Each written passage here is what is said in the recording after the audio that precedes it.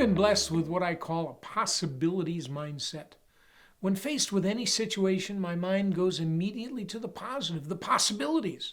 I have a can-do attitude, and I don't generally think small. For me, the glass is never half empty or even half full. It's always full, half with liquid and the balance with air.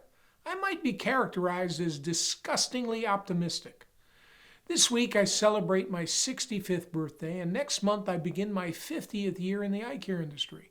After all this time on the planet and in the trenches, and with COVID pandemic as a background, I thought the timing may be right to share a pet peeve. You've heard the story many times in many forms. I don't like clams, she said. Have you ever tried them, he asked. Well, no, but I know I wouldn't like them. Can you build a toolbox, she asked. No, I've never done it, he responded. I don't like that guy, she said. Have you ever met him, I asked. No, was the response. We live in a world where most anything is possible if one opens to it. Possibilities abound. Barriers are generally temporary, subject to many types of workarounds, and almost always surmountable. In my own case, my own personal mantra is about the subject and reads, life is a banquet of possibilities. Seek and discover them, feast upon them, help others with theirs, be a good host. But with all this optimism, I do sometimes struggle with individuals who are negaholics, with those who get lost in detail before a clear vision is established, with those that seem to always look at any topic from the downside. Sorry, it can't be done, or that won't work here, or leading with the problem with that is, are simply not concepts that resonate well with me.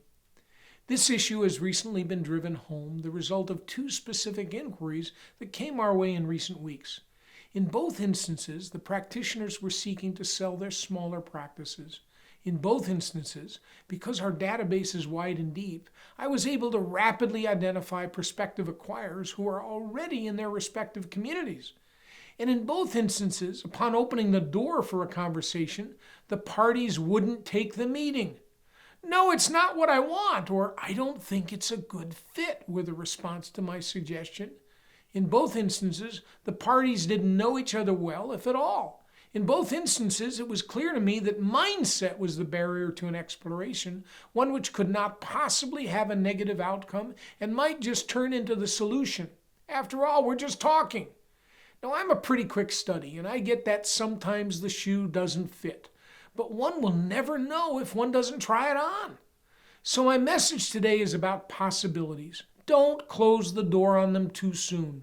Be open to explorations. Train your brain to look at the world with more optimism. Yes, we've come through this pandemic looking glass, and things aren't as they used to be.